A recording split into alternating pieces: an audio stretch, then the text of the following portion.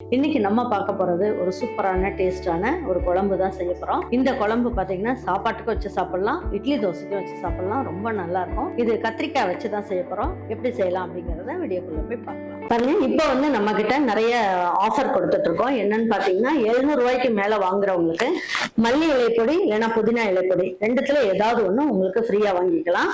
அது மாதிரி 1500 ரூபாய்க்கு மேல வாங்குறவங்களுக்கு மல்லி இலைப்பொடி, புதினா இலைப்பொடி, கோதுமை மால்ட் இதுல மூணுத்துல எது வேணாலும் நீங்க வந்து 2 வாங்கிக்கலாம். 1500 ரூபாய்க்கு மேல வாங்குறவங்க 3000க்கு மேல வாங்குறவங்களுக்கு மல்லி இலை பொடி 100 கிராம், புதினா இலை பொடி 100 கிராம், கோதுமை மால்ட் 100 கிராம், அதுக்கப்புறம் கொள்ளு வெயிட் லாஸ் கஞ்சி, முளைக்கட்டிய கொள்ளு வெயிட் லாஸ் கஞ்சி 100 கிராம்.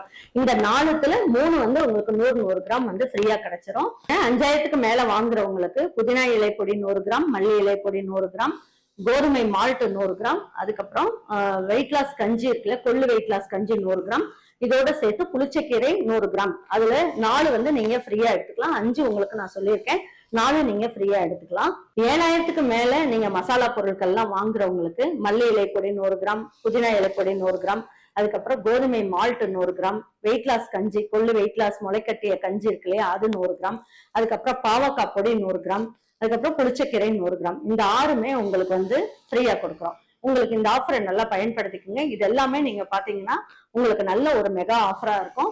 இந்த ஆஃபர் எல்லாமே வெப்சைட்ல உங்களுக்கு காட்டாது. அந்த ஆஃபரோடது என்னென்ன பொடி இருக்கோ அதை நான் உங்களுக்கு வந்து அமுச்சு விட்டுருவேன். நீங்க வந்து தைரியமா நீங்க ஆர்டர் பண்ணலாம். இதுவும் நல்ல பயனுள்ள ஆஃபர், உங்களுக்கு வாங்கிக்கோங்க. இப்ப இதுக்கு ஒரு கை அளவுக்கு சின்ன வெங்காயம் சேர்த்துக்கலாம். இது வந்து ஒரு 15 சின்ன வெங்காயம் எடுத்துக்கலாம். இதுல 2 பல்லு பூண்டு எடுத்துக்கலாம், இதையும் சேர்த்துக்குவோம். பாருங்க, 2 தக்காளியை கட் பண்ணி எடுத்து வச்சிருக்கேன், இதையும் சேர்த்துக்கலாம்.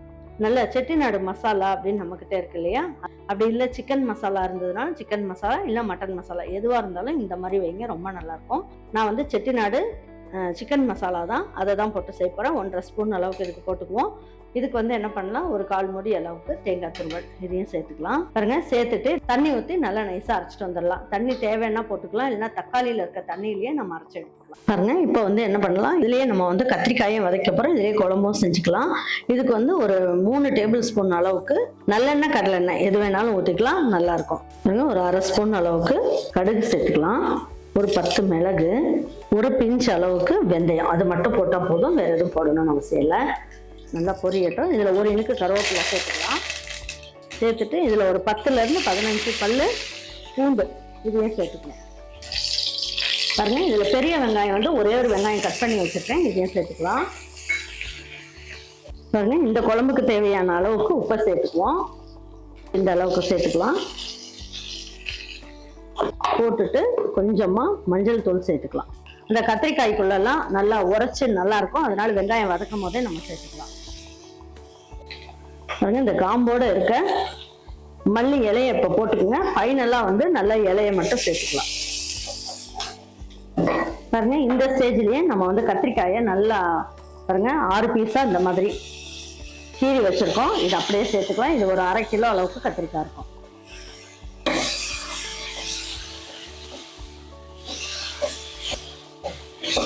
பாருங்க, கத்திரிக்காயை இந்த எண்ணெயிலேயே நல்லா வதக்கிடலாம்.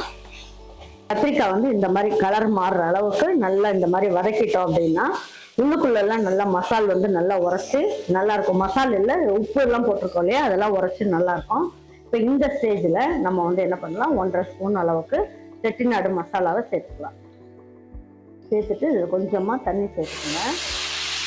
சேர்த்து வதக்கிக்கோங்க, இல்லைன்னா காரல் மாதிரி வந்துடும். அதனால லேசா அந்த மாதிரி போட்டு நல்லா வதக்கும் போது என்ன ஆகும், நல்லா உங்களுக்கு கத்திரிக்காயெல்லாம் நல்லா இதுலயே வந்து நல்லா கோட்டாகி நல்லா இருக்கும். இந்த அளவு கொஞ்சமா ஊற்றி நல்லா இதுலயே வதக்குங்க. அப்ப எண்ணெய் கம்மியா இருந்தாலுமே நமக்கு வந்து கீழே எல்லாம் தீஞ்சு போகாம நல்லா இருக்கும். பாருங்க, 1 நிமிஷம் மட்டும் அப்படியே மூடி வைங்க. 1 நிமிஷம் மட்டும் இருந்த போதும், மீடியம் ஃப்ளேம்ல வச்சுக்கோங்க, இல்லைன்னா தீஞ்சிரும். அப்பதான் வந்து இந்த மசால் எல்லாமே இந்த கத்திரிக்காயில நல்லா உரைக்கும். கத்திரிக்காய்க்குள்ள எல்லாம் இந்த மசால் வந்து நல்லா உரைச்சி நல்லா இருக்கும். பாருங்க, இப்போ வந்து இந்த மசாலா அரைச்சிருக்கோம் பார்த்தீங்களா, இப்போ இந்த மசாலா இதுல ஊற்றிடலாம். இந்த கத்திரிக்காய் இந்த அளவுக்கு வதக்கினதுக்கு அப்புறம் ஊற்றணும். இப்போ ஸ்டவ்வை நல்லா ஃபுல்லா வச்சுக்கோங்க. பாருங்க, இந்த மாதிரி நல்லா வதக்கி விட்டுட்டு இப்போ வந்து என்ன பண்ணுவோம், இந்த தண்ணியை இதுல ஊற்றிக்கலாம். கத்திரிக்காய் குழம்புக்கு தேவையான அளவுக்கு தண்ணியும் ஊற்றிக்கலாம். ஊற்றிட்டு மூடி வச்சிடலாம். இது ஒரு 5 நிமிஷம் அப்படியே கொதிக்கட்டும். ரொம்ப நல்லாயிருக்கும், சூப்பராக இருக்கும். இது ரொம்ப ஈஸி இந்த குழம்பு வைக்கிறது. பாருங்க, இப்போ வந்து தட்டை இந்த மாதிரி மூடி வச்சிடலாம். நல்லா ஹை ஃப்ளேமில் வச்சுட்டு ஒரு 5 நிமிஷம் நல்லா கொதிக்க விடலாம். அதுக்கப்புறம் 3 நிமிஷம் ஸ்லோ ஃப்ளேமில் வச்சுட்டு எப்படி இருக்குன்றதை பார்க்கலாம். பாருங்கள், மீடியம் ஃப்ளேமில் வச்சுருந்தேன். இப்போ பாருங்கள், இந்த அளவுக்கு நல்லா வெந்து நல்லா குழம்பு வந்து நல்லா சுண்டி வந்திருக்கு. இன்னும் 1 நிமிஷம் வந்து நல்லா ஸ்லோ ஃப்ளேமில் வச்சிடலாம். பாருங்கள், நல்லா திக்காகி நல்லா இருக்குது குழம்பு. இப்போ வந்து நம்ம என்ன பண்ணலாம், கொஞ்சமாக மல்லி இலையும் தூவி விட்டுடலாம். இதுக்கு நிறைய வேலையெல்லாம் இல்லை, ஆனால் ரொம்ப நல்ல டேஸ்ட் வந்து சூப்பராக இருக்கும். கொஞ்சமாக கருவேப்பிலையும் தூவி விட்டுருவோம். வாங்க இப்போ வந்து எடுத்து வச்சு பரிமாறிக்கலாம்.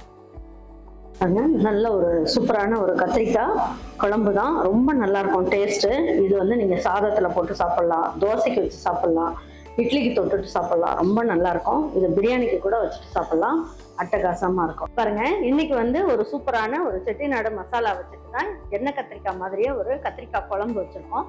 ரொம்ப நல்ல டேஸ்ட்டாக இருக்கும். நிறைய மசாலாம் எதுவுமே போடாமல் செஞ்சதுனால ரொம்ப டேஸ்ட்டாக இருக்கும். இந்த சாதத்தில் இந்த கத்திரிக்காயோடு இந்த கிரேவியை போட்டு நல்லெண்ணெய் இல்லைன்னா நெய் போட்டு பிணைஞ்சு சாப்பிடுங்க, ரொம்ப நல்லாயிருக்கும். அதே மாதிரி தயிர் சாதத்துக்கெல்லாம் இந்த கத்திரிக்காய் ஒரு கத்திரிக்காய் எடுத்து நீங்கள் வந்து லஞ்ச் பாக்ஸ்க்கெல்லாம் கட்டி கொடுத்தீங்கன்னா கூட தொட்டுக்கிட்டு சாப்பிட்றதுக்கு அருமையாக இருக்கும்.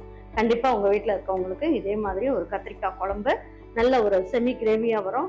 செஞ்சு கொடுங்க. செஞ்சு கொடுத்துட்டு அவங்களுக்குலாம் பிடிச்சிருந்ததுன்னா லைக் பண்ணுங்கள், ஷேர் பண்ணுங்கள், சப்ஸ்கிரைப் பண்ணுங்கள், மறந்துடாமல் கமெண்ட்ஸ் பண்ணுங்கள். தேங்க்யூ ஃபார் வாட்சிங் ஈரோட அம்மாச்சி சமையல். தேங்க்யூ.